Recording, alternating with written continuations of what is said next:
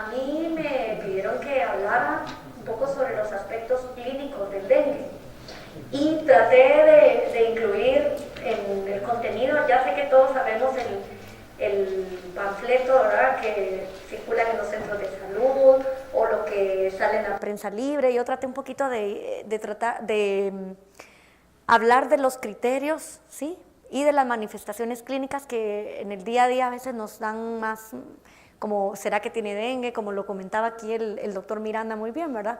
No solamente los moretones o no solamente el epistaxis o el sangrado vaginal abundante que nos hagan pensar como tal que puede ser dengue. Entonces, vamos a hablar un poco de las generalidades, de epidemiología. La verdad es que lo voy a avanzar bastante y me voy a centrar más en las manifestaciones clínicas porque el diagnóstico, luego viene Leti Castillo y bien, entonces recordarles que tenemos 4 virus del dengue, ¿verdad? Ya vimos la distribución. A mí la verdad es que me llamó la atención Jutiapa y Escuintla, me parece, donde vi que habían los 4 serotipos. Luego ya en el resto no vi el serotipo 4 y justo le preguntaba a Leti, ¿verdad?, que realmente el que más nos preocupa es pues el 2, pero siempre tenemos que tener en cuenta si ha circulado antes 1 o 3 y ver cómo se va a comportar. Pues sabemos el vector, ¿verdad?, que es el EIT en su mayoría, y esto que hemos escuchado muchas veces es que a mí me dio una vez dengue y si me vuelve a dar, me va a dar el hemorrágico. ¿Quiénes nos ha dado dengue aquí de los que estamos? Que levanten la mano. Lo pasamos muy, muy mal y la verdad es que el chikungunya, menos mal, y lo decía el doctor Miranda, todavía no tenemos mutaciones y de momento sabemos que la inmunidad es prolongada. Pero alguien me decía, no, yo no quisiera vacunarme de esa forma teniendo chikungunya, ¿verdad? Pero el dengue sí sabemos que lo pasa uno muy mal, ¿verdad? Entonces, de momento, pues no tenemos la inmunidad porque son 4 serotipos. Y pues tener en cuenta que la latitud en la que tenemos, y nosotros solamente, como hablamos aquí con la licenciada Castillo, ¿verdad?, casi que solo Totonicapán, porque el resto no se vale esto de que tengo dengue, pero es que no he ido al interior, porque yo escucho mucho esto de yo no he ido al interior y digo, pues yo cuando me dio dengue tenía 3 meses de no salir del hospital porque era R3 y me dio dengue, entonces el mío, yo lo apodo dengue nosocomia Roosevelt, ¿verdad? Pero por las áreas verdes me imagino que hay alrededor donde tenemos el vector. Bien, entonces tomar en cuenta que en la región nuestra es muy, muy frecuente, ¿verdad? Y muy bien lo describía el doctor Miranda, es en la casa, pica durante el día y nosotros muchas veces no nos percatamos, lo que pensamos que anda ahí y a veces no notamos que nos pica el zancudo, ¿verdad? Periodo de incubación es importante que lo tomemos en cuenta. Aquí les muestro una, no pasa, ay, les muestro, a mí la verdad es que este artículo me gusta mucho, es un artículo de las clínicas de Norteamérica. En esta ocasión, en este 2013 hubo un fascículo que salieron como unos 8 fascículos, ¿verdad?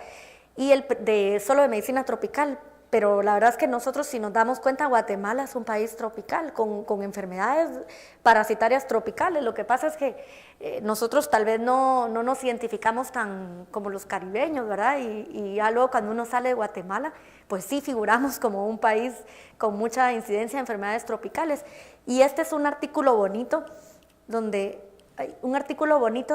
ellos ocupan esta base, este es el puntero, Geosentinel, ¿verdad? Y es una red de vigilancia donde ellos toman en cuenta la mitad de los que reportan, de los 25,000 casos que reportan en esta referencia, ¿verdad? 25,000 casos de pacientes que tuvieron fiebre al retornar de viajes. En ese grupo hay, de esos 25,000, la mitad son de Europa, 25% son de Norteamérica y luego ya hay unos 5 y otros 5% de Australia y Asia, ¿verdad? Pero yo se las pongo para que se fijen el dengue cómo ocupa un espacio importante dentro de estos datos. Yo sé que no se acopla a nuestros datos, pero sí, aquí donde los pone por región, aquí ustedes pueden observar en esta ruedita, ¿verdad? Dengue es el verde y lo podemos ver. Tenemos dengue, tenemos mononucleosis, ¿verdad? Y tenemos malaria, o sea que, de hecho, si entramos a la página que yo siempre les invito a visitar, que es la del viajero en CDC, cabalmente lo dice para la persona que va a venir a Guatemala, ¿verdad?, que tenemos que tomar en cuenta. Esta es otra gráfica donde también hace ver cómo tenemos siempre en color verde acá, ¿verdad? Y siempre haciendo referencia a los casos solamente diagnosticados. Luego tenemos ya lo que tenemos que tener en cuenta, que es cuándo pensar. Y aquí lo pongo para que miremos los periodos de incubación, no tanto por el viaje, porque como les repito, Guatemala, nosotros mismos no tenemos que estar pensando tanto en el viaje o no al interior, sino lo vimos aquí en las gráficas que nos presentó el doctor Miranda, ¿verdad? Que también, más que todo, tenemos que tomar en cuenta, por ejemplo, que si se fijaron, área metropolitana centro y sur, figuraban el rojito y a lo mejor unas 3 semanitas iba en naranja. Y la verdad es que uno piensa más si voy a Coatepeque, si voy a Quetzaltenango, si voy a Jutiapa, y al final uno cuando ve, al final es en la capital donde mira más alertas, ¿verdad? Entonces, tomarlo en cuenta. Esto lo ponen acá como haciendo referencia si las personas viajaron, porque este es un artículo de cuánto voy a esperarme para pensar en dengue, es decir, el paciente regresa de un viaje, cuánto tiempo me voy a esperar en relación al periodo de incubación. Y aquí si se fijan, bueno, dengue que lo tengo acá en color rojito, ¿verdad? Y esta es una que también coloqué yo cuando hablé de la de chikungunya la otra vez, que también estaba colocado en esta, ¿verdad? ¿Por qué? Porque los que están en esta gráfica, cuando uno lo lee, dice, pero esto todo lo vemos nosotros día a día, fiebre tifoidea, rickettsiosis, chikungunya, salmonelosis, shigellosis. La verdad es que uno dice, todos estos entran en el diferencial de lo que vemos en el día a día. Y ahí probablemente es donde el doctor hacía referencia, ¿dónde meto a mi paciente, verdad? Porque mi paciente no tiene rash, pero a lo mejor tiene una fiebre quebrantahuesos. Entonces uno ahí a veces tiene esta situación y a la hora de reportar uno como no la tiene claramente, entonces a veces no lo reporta y aquí se nos van algunos casos. Bien, un poco hablando ya del rash en sí, tomar en cuenta que el rash puede ser pues purpúrico, si es un dengue hemorrágico más adelante tendrán una foto. La fiebre del dengue suele ser un máculo papular, algo que hacía hincapié la otra vez que hablamos de chikungunya y lo volvió a mencionar el doctor. El rash es bien diferente, sobre todo porque en chikungunya pica mucho y empieza con el inicio de la fiebre. En cambio en el dengue ya lo recordamos, ¿verdad? A los que les dio chikungunya lo saben, que empieza con el rash y de una vez con la fiebre o muy seguidamente de la fiebre. En cambio en el dengue cuando nos da el rash ya es como, ya me dio rash, ya, probablemente ya voy a ir mejor. El mismo paciente dice, es que yo no consulto, el paciente muchas veces no consulta porque dice es que en mi casa se enfermaron 3 y cuando yo vi que ya tenían, se pusieron rojos del cuerpo, yo supe que era dengue y ya por eso yo ya no consulto, ¿verdad? Entonces muchos pacientes ya encuentran que con la fiebre mejora, así que el rash nos ayuda bastante para poder discernir cuando tenemos dudas. Y a veces que no tenemos a la mano el laboratorio, ¿verdad? Porque a muchos nos gustaría confirmar y mandar al laboratorio, pero la verdad a veces en el día a día en la clínica y uno dice, pero ¿cómo? El formato de la boleta, lo mando al centro de salud y a veces el paciente no quiere ir. Entonces esto hay que tomarlo en cuenta, ¿verdad? Bueno, vamos a ir un poquito por acá. Bueno, esta diapositiva es para que veamos qué es lo que hemos ido revisando. Yo creo que aquí no voy a hacer mucho hincapié. La fiebre quebrantahuesos lo hemos sentido y los que hemos visto pacientes con dengue y lo hemos tenido, sabemos que no hay fiebre más desastrosa que tener el dengue. En lo personal que he tenido H1N1 les diría que pues es un dengue con molestias de garganta, pero la verdad que nada se compara con el dengue, ¿verdad? Y bien, este es un poco el rash que lo podemos ver acá, ¿verdad? No suele ser tan elevado, no tiene una distribución específica. Vimos esa diferencia también con chikungunya, que les dio más en la cara, en plantas de las manos, ¿verdad? Y el dengue suele ser un poquito más en el tórax, extremidades, pero yo aquí no haría mucha diferencia porque al final cada paciente que no se leen los libros ni los textos, ¿verdad? Y los pacientes, como les digo yo a los estudiantes, ellos no se leen los libros y se presentan con manifestaciones que a veces no nos esperamos, pero sí que las tenemos que conocer para estar pendientes, ¿verdad? Bien, sabemos que dura más o menos, pierde el apetito, bueno, da náusea, puede dar vómitos, esto ya lo tenemos en cuenta, pero este exantema ya nos avisa de que el paciente va en efervescencia. Ahora, cuando el paciente se presenta con epistaxis y petequias y uno dice, ¿será que es dengue hemorrágico, verdad? Entonces ahí es donde empieza el punto, ¿verdad? ¿Lo sigo clasificando como dengue clásico o lo paso ya a una fiebre hemorrágica o qué hago con este paciente, verdad? O como el caso que nos comentaba el doctor anterior, que empezó con hemorragia y uno decía, pues ese paciente fue chikungunya, pero muy bien podía haber sido un dengue y que se estuvo tratando como un dengue y al final, pues a alguien se le ocurrió haciendo una historia exhaustiva. Aquí sí hay que tomar mucho en cuenta los periodos de incubación. Bien, uno espera más o menos 3 fases, esto es OMS, uno espera 3 fases, la fase inicial, ¿verdad? O luego la fase crítica y luego la fase de recuperación. En la fase inicial es un poco pues, más fácil porque uno espera que unos 2 a 7 días el paciente tenga fiebre y lo clásico, ¿verdad? Mialgias, artralgias, dolor de cabeza, le duele la garganta, puede haber inyección conjuntival, esto es lo que uno espera que el paciente consulte. Muchas veces el paciente no consulta en esta fase porque es esta fase el paciente dice tengo dengue, voy a la farmacia, me pongo una inyección o voy al centro de salud o me automedico, tomo algo, ¿verdad? Y es poco probable que el paciente consulte con estos síntomas a menos que encuentre algo más o algo diferente de lo que ha leído, porque esto la mayoría de pacientes ya lo tiene un poquito más digerido. Ahora, aquí en este momento es difícil, como les ponía en el inicio, los diagnósticos diferenciales pues son varios, habría que tomar en cuenta si el paciente tiene diarrea, si ha consumido algún medicamento previo, alguna comida, nos puede hacer pensar en otras diferenciales. La verdad es que aquí tenemos que ser muy juiciosos en el antecedente, ¿verdad? Porque con salmonelosis pues uno preguntar un poco la comida, si ha comido pollo, lácteos, ¿verdad? O hacer un diagnóstico diferencial de acuerdo a la historia clínica que hayamos tomado. La prueba de torniquete, ¿verdad? Que también uno a veces la deja de lado y la insistimos bastante en el hospital porque en los hospitales a veces nos olvidamos de cosas tan sencillas y esperamos que lo hagan en el centro de salud y a lo mejor en el centro de salud no lo hicieron y en el hospital damos por hecho que no contamos las petequias, ¿verdad? Entonces esto hay que hacerlo y hay que documentarlo porque muchas veces el paciente no viene con las evidencias del sangrado como uno espera que venga el paciente con dengue hemorrágico, ¿verdad? Bien, siempre la congestión hepática, la hepatomegalia es un poco más rara que la veamos. La vemos mucho más con malaria, pero aquí el periodo de incubación es más de 3 semanas, con lo cual el diferencial aquí se nos va un poquito más alejado. Ahora, la primera anomalía que muchas veces es por lo que nos refieren a los pacientes, ¿verdad? Al hospital, pues es el conteo de los glóbulos blancos. Es decir, si notamos que nuestro paciente tiene cuadro o síntoma de dengue, pero empezamos a ver que empieza a bajar los glóbulos blancos, aquí hay que tomar en cuenta, hidratarlo y estar alerta con el paciente y buscar signos de alarma, ¿verdad?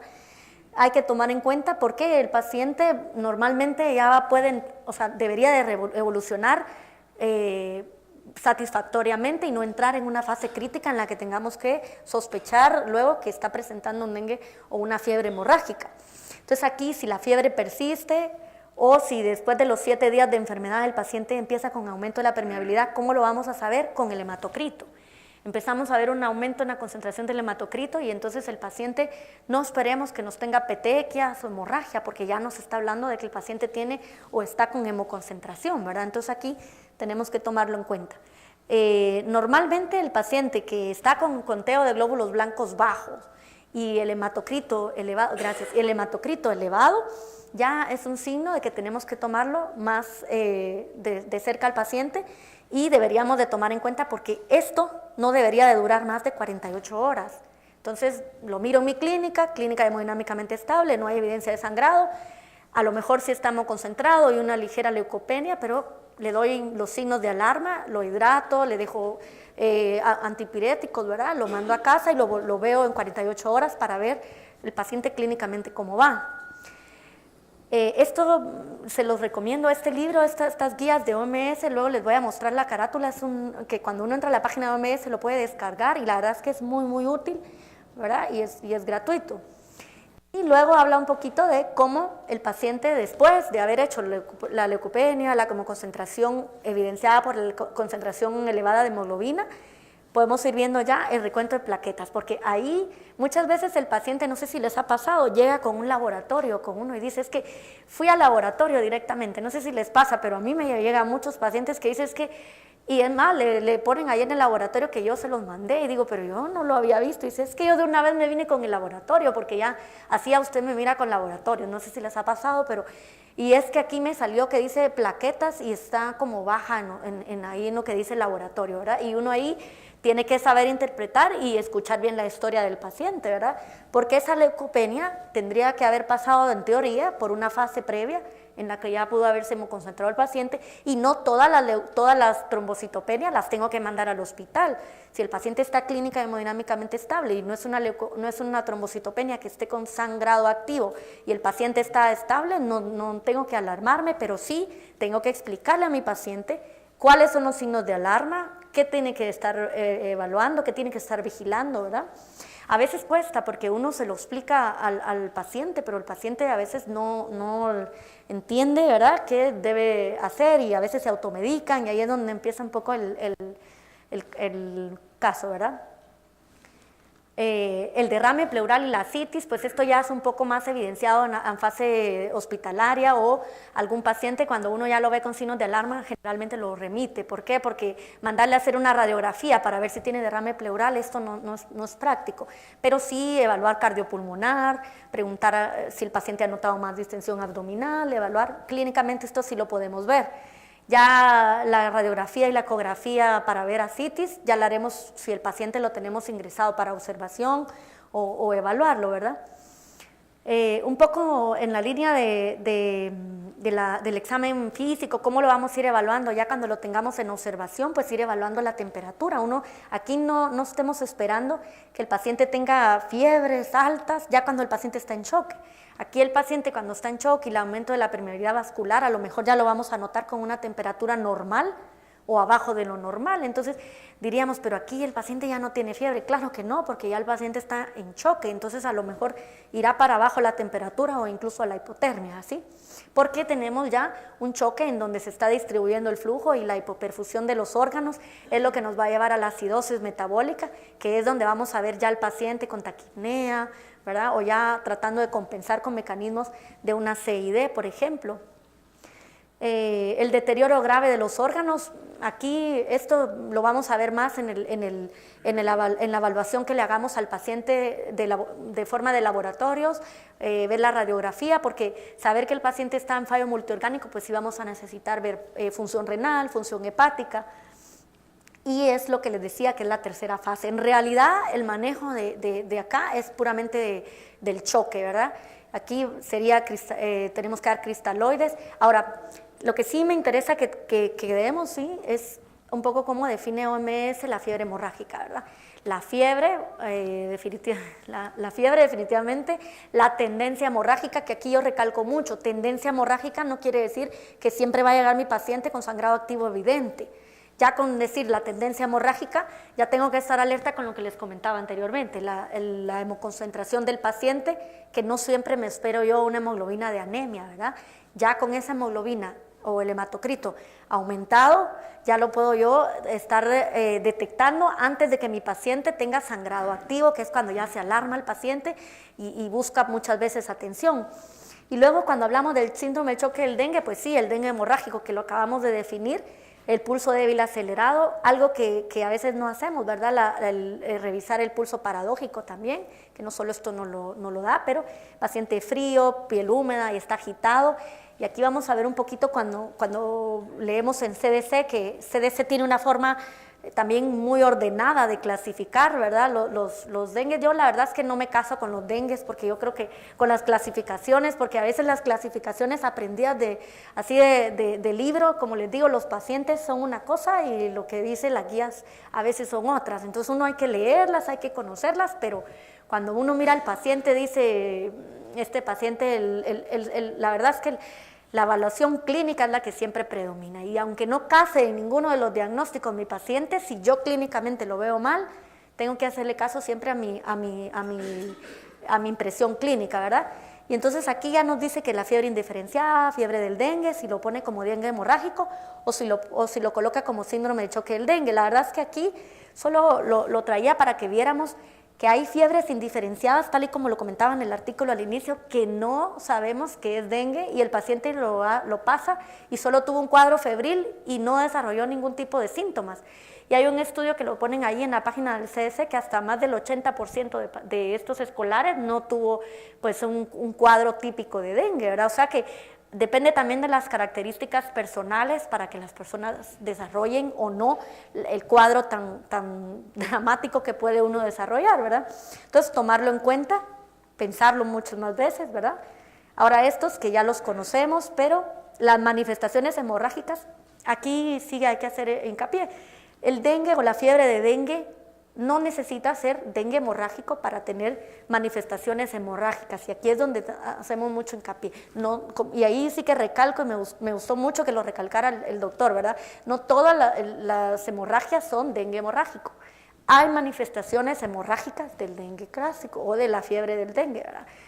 Pero para fines prácticos tenemos que ir viendo siempre cuando el paciente podría tener manifestaciones de enfermedad, de manifestaciones más atípicas o que pueden llevar a la muerte. Y aquí entro un poquito en detalle y les pongo más amarillo, por ejemplo, el letargo y la confusión, ¿verdad? Que muchas veces no les ponemos tanta atención. Claro, si mi paciente llega convulsionando o llega en coma o en estupor, es más fácil decir que puede tener una meningitis o una meningoencefalitis, ¿verdad? Pero si mi paciente yo ya lo noto un poco lento, un poco confundido, yo ya tengo que tomar en cuenta que no me voy a esperar a que mi paciente se ponga deteriorado para encajarlo en que mi paciente tiene una manifestación que no es típica, ¿verdad? Bien, las manifestaciones hemorrágicas, pues todos las conocemos. Hemorragias cutáneas, sangrado gingival, nasal, hematuria, el flujo menstrual que aumenta, ¿verdad? Y esto lo comentan los pacientes, melena, hematoquesia. Estas pueden ser manifestaciones, pero estas son en realidad manifestaciones que, aunque no son de fiebre hemorrágica como tal, sí que merecen que observemos al paciente. O sea, no podemos dar a un paciente con fiebre del dengue egreso con una de estas manifestaciones, aunque sus plaquetas no estén abajo de 100,000, lo que uno espera, tiene que observarlo, porque tiene que manejar uno el choque o el inminente cuadro inestable que puede suceder. Y cuando uno quiere llamarlo un dengue hemorrágico, que dice que los 4 criterios necesarios pues son ¿verdad? Yo aquí el fiebre y manifestaciones hemorrágicas lo pongo en no tan amarillo. Yo aquí me pondría en más amarillo el recuento plaquetario y, claro, la evidencia objetiva de que mi paciente va a entrar en choque, ¿sí? El hematocrito elevado, la albúmina baja. Aquí sí me sirve la baja albúmina, ¿sí? Este es un laboratorio que aquí sí me ayuda un poco para ver cómo está la presión oncótica, y los derrames pleurales que clínicamente los podemos evaluar. Y luego pues ya lo conformamos con una radiografía. Ahora, cuando mi paciente ya entra en un choque del dengue, pues claro, choque del dengue, para tener choque del dengue tiene que tener la definición de fiebre del dengue, pero claro, aparte de que yo clínicamente sepa que tiene dengue, tengo que saber que el paciente está en choque franco. ¿Cómo? Si tiene hipotensión, taquicardia o pulso más débil, es más fácil que yo sepa que tiene choque, pero no siempre el paciente tiene todos los datos, ¿verdad? Como les digo, siempre hay que estar pendiente de los demás síntomas. Y luego, cuando tiene los grados del dengue hemorrágico, el CDC los pone en 4 grados, ¿sí? Y si se fijan, pone el grado 1, pues es el grado 1 torniquete positivo, y esa es la única manifestación clínica. El 2, pues ya pone el sangrado espontáneo, y aquí es donde muchas veces el paciente nos consulta, ¿verdad? El grado 3, pues ya el paciente tiene datos clínicos de que tiene el choque, pero el choque profundo, que es el que muchas veces ya el paciente líquidos, y hemos tenido casos en el intensivo que realmente damos un manejo del choque, pero ya no alcanzamos al paciente porque el paciente a veces ya viene en un estado en el que, aunque mucho que lo hidratemos, el estado de hipoperfusión que ha tenido a veces no lo alcanzamos. Y bueno, hay señales de peligro que los pueden ver acá, y les digo, a mí les resaltaría la agitación, la somnolencia, vómitos persistentes que a veces no los ponemos mucha atención. Esta es una diapositiva que la pueden encontrar también en CDC, y creo que lo han visto ustedes, no en este orden, pero sí que lo han visto en unos panfletos y brochures que regala el ministerio, ¿verdad? Tal vez no en este orden, pero sí pone los 4 criterios, pone las señales de alerta, ¿verdad? Y fíjense cómo pone las señales de alerta y la desaparición de la fiebre, ¿verdad? Entonces, tomarlo muy en cuenta, porque las señales de alarma que hemos ido hablando, el nivel de conciencia le hace mucho hincapié, y esto tenemos que tenerlo en cuenta, porque se nos puede ir algún paciente que a lo mejor lo vimos y que estaba estable, y luego siempre expliquémosle los signos de alarma para que el paciente también los pueda detectar, porque luego cuando ya tenemos la fiebre del dengue severa, como les digo, cuesta un poco más alcanzar al paciente, ¿verdad? En el diagnóstico laboratorio, pues lo voy a pasar en una diapositiva porque luego viene la licenciada Castillo, ya les venía hablando un poquito, a lo mejor el aumento de las aminotransferasas, que yo creo que lo habrán visto ustedes en sus laboratorios, ¿verdad? Porque la mayoría de pacientes vemos leucopenia, vemos recuento de hematocrito más elevado, muchas veces hay una anemia discreta y es normo, ¿verdad? Pero tomarlo en cuenta. Las serologías, bueno, esto muchas veces el paciente ya no llega y mire, es que tengo dengue y tengo, a mí me ha pasado que tengo pacientes que me llegan, es que tengo dengue y paludismo, ya tengo los dos y digo yo, bueno, ¿y ahorita qué es los síntomas que tiene el paciente? Porque muchas veces las serologías hay que casarlas con el cuadro y el tiempo de los síntomas que tiene el paciente, porque si hace 2 meses tuvo dengue y va con un IgG, entonces hay que ver muy bien cómo está la sintomatología, ¿sí? Y a veces que necesitamos algunos antígenos y que hemos tenido que telefonear al laboratorio, que ahí sí necesitamos su ayuda, porque esto no lo hacemos en el hospital, ¿verdad? Pero sí los antígenos por medio de ELISAs, ¿verdad? Para hacer un diagnóstico cuando tenemos un dengue hemorrágico o un paciente que está en área crítica. Bien, esto me gusta, no es muy reciente, pero dice, ¿cómo te resultó a vos el 2009? Entonces yo espero que cuando termine el 2015 no tengamos que decir esto, ¿verdad? Dice, mira, con decirte que lo único que me salió positivo fue un test de dengue, dice aquí, ¿verdad? Entonces yo espero que no nos toque a nosotros este 2015 así. Y bueno, ¿cómo se fue hablando ya más del choque del dengue? Pues que más o menos en Filipinas, ¿verdad? En los años 50 ellos vieron que los pacientes con características de dengue se estaban teniendo una transmisión hiperendémica, pero había muchos serotipos y empezaron a detectar que los pacientes estaban teniendo hemorragia. Entonces se fueron a buscar y encontraron un poco la raíz en patogenia como eran los macrófagos, monocitos, los pacientes se estaban complicando y así empezaron a haber manifestaciones. Esto no es de los pacientes que les digo, pero es una manifestación que alguno me dirá, pero eso no es una flebitis o no es una canalización. No, hemos visto pacientes con estas características, tomarla un poco en cuenta, recordar que si tuvo, porque muchas veces nos dicen, pero ¿por qué si ya tuvo dengue antes? ¿Por qué no creó defensas? Porque estas defensas en realidad, como es para otro serotipo, más bien lo que hacen es básicamente ese papel protector no es adecuado, sino que induce esa formación, pero no con papel protector, sino que más bien ellos lo que hacen es potenciar esta misma infección, así que no da un factor protector y es por eso que no nos ayuda a haber tenido una infección previamente. Bien, recordar que hay vamos a pasarse acá, hay unos factores relacionados con que el paciente pueda tener más choque, porque ¿cómo decirle, mire, usted tiene el factor de riesgo para hacer dengue hemorrágico o choque del dengue? No hay como más que factores de riesgos para tomar en cuenta nosotros, ¿verdad? Porque vemos fiebre hemorrágica o choque del dengue, lo vemos en lactantes, lo vemos en ancianos, lo vemos en jóvenes. Entonces, lo que está como descrito son factores de riesgo para nosotros verlo, ¿sí?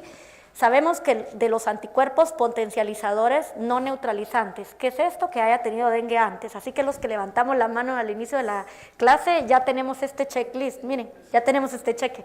Género, aquí sí que se pone más a las mujeres. Yo aquí, creo que aquí lo llevamos la de perder. Yo asumo que en general se hablará un poco más de que es intradomiciliaria, porque los estrógenos aquí yo no creo que tengan que ver con las picaduras.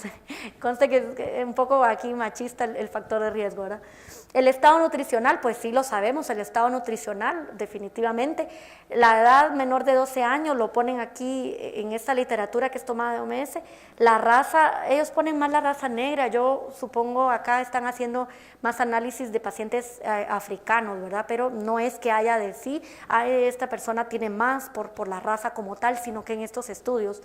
El serotipo 2, como les decía, y la secuencia de la infección, es decir, tuve antes una infección por serotipo 1 o 3 o 4, ¿verdad? Y luego tengo la 2. Esa secuencia es más dañina que si tengo alguna otra secuencia. Pero lo que pasa es que muchas veces hacemos el diagnóstico de dengue y no vamos a estar haciendo serotipo para cada infección de dengue. Entonces, ¿cómo saber? Aquí es donde hablábamos con la licenciada. Lo interesante sería saber qué serotipo es el que circuló en los brotes para ver cuándo vamos a esperar más, como decía el doctor, ¿verdad? Y pues recordarnos los signos, ¿verdad? Los casos graves, la mortalidad es del 1%, ¿cómo lo vamos a detectar clínicamente? Pues aquí lo tenemos. La ventaja del choque, como les decía, que dura 48 horas más o menos y responde bastante bien a soluciones cristaloides. recordar que, bien, lo vamos a ver acá, este es el libro que les digo que también es gratuito de OMS, es 2009, pero la verdad que en cuanto a manifestaciones clínicas va muy bien, ¿verdad? Y yo de este libro, porque oculté algunas en aras del tiempo, ¿verdad? Pero les digo, no corticosteroides, no tiene sentido acá, tomar en cuenta que las plaquetas, si el paciente no tiene sangrado activo, no es necesario transfundir las plaquetas, tampoco hay que hidratar con soluciones que no sean cristaloides, por eso preferimos que sea solución salina al 0.9%, porque aquí recordar que es un síndrome de choque, ¿verdad?